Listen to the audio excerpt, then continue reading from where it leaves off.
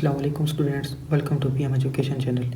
हम steroid hormones की synthesis पढ़ रहे थे, जिसमें हमने कोलेस्ट्रॉल का स्ट्रक्चर को डिस्कस किया था कि किस तरह कोलेस्ट्रॉल प्रेग्निनोलोन में कन्वर्ट होता है और प्रेग्निनोलोन से प्रोजेस्टेरोन में कन्वर्ट होता है। आज के इस लेक्चर में हम ये डिस्कस करेंगे कि किस तरह प्रोजेस्टेरोन एल्डोस्टेरोन में, कॉर्टिसोल में, टेस्टोस्टेरोन में और एस्ट्रोजन में कन्वर्ट होगा। ये जो प्रोजेस्टेरोन है ये हमारे पास 21 कार्बन है, 21 कार्बन कंपाउंड है।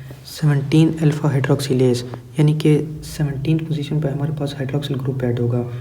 तो 17 अल्फा हाइड्रोक्सिलेज ये एंजाइम है, इसकी मदद से प्रोजेस्टेरोन 17 अल्फा हाइड्रोक्सी प्रोजेस्टेरोन में कन्वर्ट हो जाएगा। ये भी हमारे पास 21 कार्बन कंपाउंड है। उसके बाद यही 17 alpha hydroxy progesterone 21 alpha hydroxylase enzyme की मदद से 11 डीऑक्सी कॉर्टिसोल में कन्वर्ट हो जाएगा। ये सारी हमारे पास हाइड्रोक्सिलेशन हो रही हैं। इसके बाद जो हाइड्रोक्सिलेशन होगी उसमें 11 deoxy cortisol 11 beta hydroxylase enzyme की मदद से कॉर्टिसोल में कन्वर्ट हो जाएगा।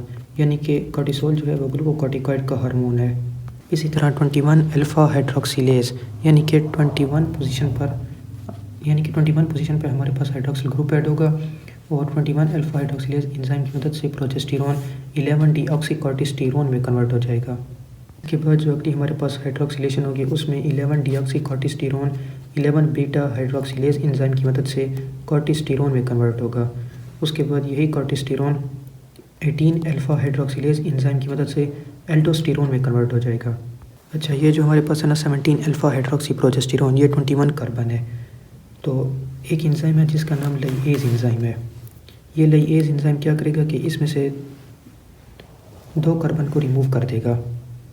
जब ये लाइएज एंजाइम इसमें से 2 कार्बन को रिमूव करेगा तो ये 17 अल्फा हाइड्रोक्सी प्रोजेस्टेरोन हमारे पास एंडोस्टीन डायोन में कन्वर्ट हो जाएगा, जो कि 19 कार्बन है। यानी कि वो हमारे पास 21 कार्बन था तो उसमें से 2 कार्बन रिमूव हो गए तो ये पीछे हमारे पास 19 कार्बन बचे।